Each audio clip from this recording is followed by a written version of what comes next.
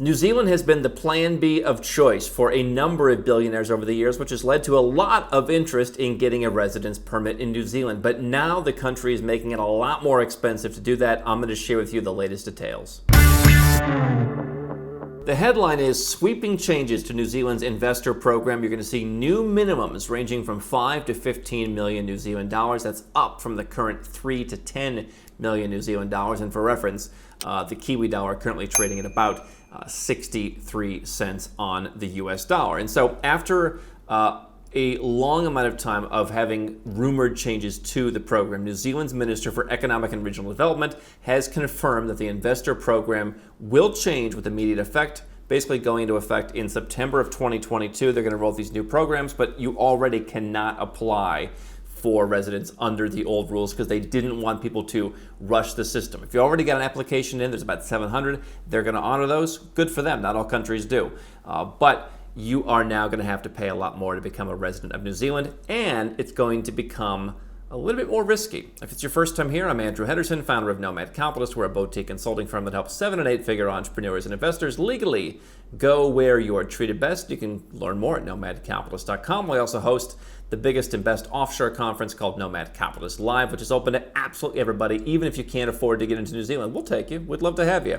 So here's what's happening. Basically, New Zealand is doing what a number of Western countries are doing, where they're prioritizing people who can come in and invest in riskier assets, invest in business, invest capital, and provide expertise, and just generally add more requirements and higher minimums. So New Zealand raised their investment. They doubled it back in 2017. So here we are 5 years later, and they are increasing it by 50% or more again.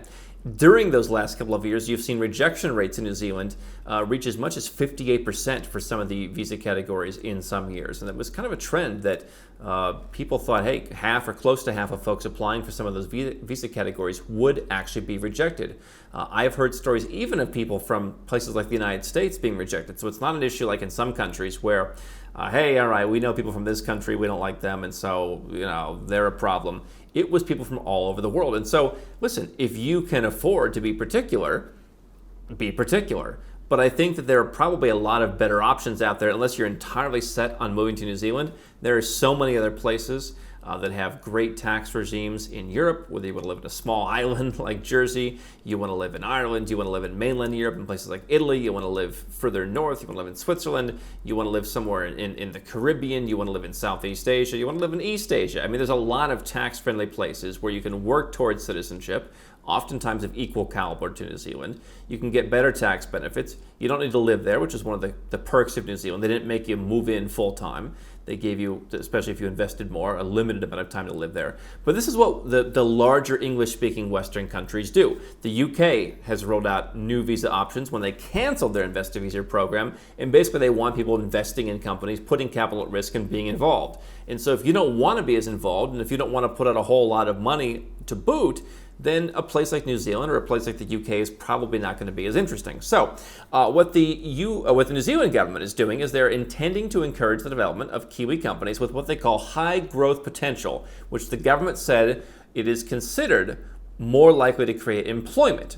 And the new program will reward applicants who invest directly in the equity of New Zealand firms by imposing a lower investment minimum, the New Zealand $5 million minimum, for applicants who invest in indirect asset classes like publicly listed securities, private investment funds, or charities. That's going to be set at a 15 million Kiwi dollar minimum. So you're looking at it close to 10 million US for the more indirect path. If you're willing to put capital at risk, you're looking at a little over 3 million US dollars. And so what the government has is they're teaming up with the New Zealand Trade and Enterprise, NZTE, which is basically their foreign investment promotion agency, and they've got about 1,400, again, high growth potential firms, which the minister suggests will all be approved for investment. And so you're going to go and you're going to find a company that is a high growth company that is on the approved list. So in the Caribbean, for example, if you want to buy property, it's almost never a good deal, but you've got to buy property in all but St. Kitts and Nevis from the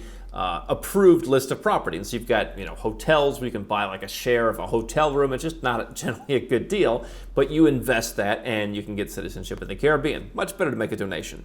So in the same way, you've seen countries like New Zealand, like the UK, say, hey, let's put companies that have gone through a vetting process onto a list where people can invest in them. And only if you invest in those companies, then you can get your residence permit. 5 million Kiwi dollars into one of these companies. And so, what is high growth potential?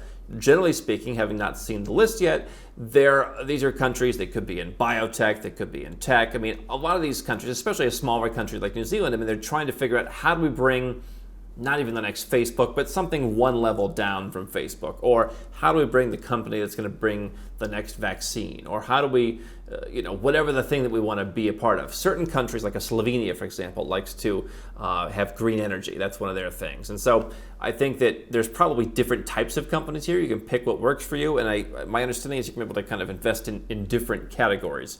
But you've got to put your money into companies that, hey, high growth means there's a chance that it's not going to work out. Now, if you want to put your money into an indirect approach, my understanding is that they're going to limit that to half of the investment, but that's going to be a $15 million. They're getting rid of bond investments, and they are getting rid of property investments altogether. And so you're going to need to make these investments up front. They need to be held over a 3-year period. You can divest in year 4. And so their goal is, quote unquote, to attract active and high value migrants who bring international experience to help New Zealand businesses to grow.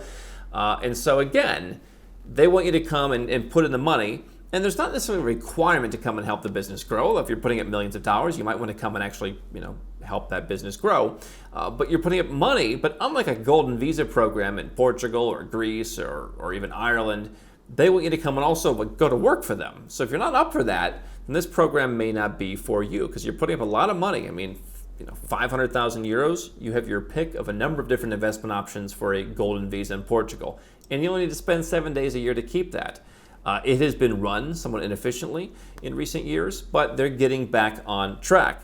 And so in New Zealand, they are changing the rules on how long that you need to spend there to keep the residence permit to 117 days over a 4-year period. So just under a month a year if you want to keep this going.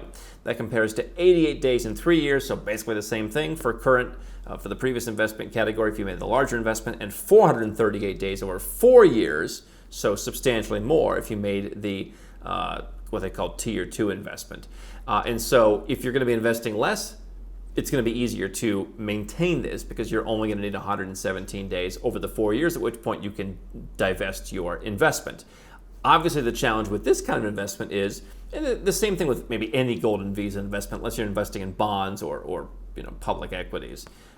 Can you divest? Is there an opportunity to get out? What is the exit strategy? You could say the same thing about buying a fund in Portugal or buying a piece of real estate in Greece or Latvia or investing in an enterprise investment in Ireland or investing in any kind of residence by investment program around the world. How do you know that if you're investing in an enterprise that they can divest of the asset or they can refinance the asset to pay you? Same thing with investing in high growth companies. Although I would argue there's probably less liquidity in a high growth, high potential company than there is just a piece of commercial real estate or somebody's hotel or some real estate that you own. So you have to keep all these things in mind. But you will need to spend, generally speaking, less time in New Zealand if you're taking the riskier, lower cost investment.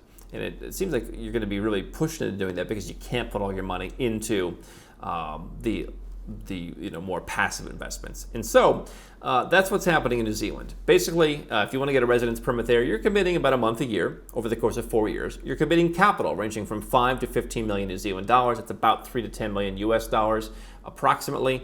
And it's going to be riskier than it was before. And so, again, if you like the idea of living in New Zealand, if you like the idea that it is rather geographically isolated, if you like the fact that they're an English-speaking country, if you just love their prime minister, maybe this is the program for you. If you're looking at just, hey, I want a place where a successful person can go and work towards citizenship and have a backup plan, then there's so many different options out there. I mean, just in Europe, you could count many different programs, again, that have golden visas. Programs that have tax incentives, including places you may not have even heard of, that people who are looking at New Zealand might want to consider. So places like Jersey, the Channel Islands. You might want to look at places in the Caribbean, the Cayman Islands, Turks and Caicos. These have tax programs. Citizenship is a bit more difficult, but you can start a business. You can buy a property. You've got more flexibility over what you're doing. Same as a lot of golden visa programs in Europe. Buy a property. In places like Southeast Asia, certainly not as developed as New Zealand, but might offer a bit more of a vibrant life. Places like, Thailand, you can just put money in the bank. You can put money in bonds. Countries like South Korea, you can theoretically work towards citizenship there. Not as desirable as perhaps citizenship in New Zealand, given that there's no dual citizenship and you have to learn Korean. But that's a pretty well-developed country. And you can do that with a small fraction. We're talking basically $400,000 right now. And so you can go and start a company in the UAE. There's numerous countries in the Middle East, from Saudi Arabia to Bahrain, that have no taxes and pretty flexible conditions for getting residence. There's places in Central and South America, including places like Uruguay, that you might want to look at, where you can get pretty high quality passport. Not as high quality as New Zealand, but we're talking about dramatically lower requirements. You may not even need to invest in some cases, and you get a 10-year tax incentive. And so there's lots of countries in the world that you might not have thought about. Hey, Uruguay's pretty isolated. It's relatively sleepy. They've got a great tax policy. And again, you can get citizenship without, if you don't want to live there, you don't have to. But if you do want to get citizenship, you can live there. And so you can do so in a very efficient way. These are the things that I would be thinking about if I'm looking at moving to New Zealand. Unless I'm fixed on it, there's a lot of other options out there at a much lower price point.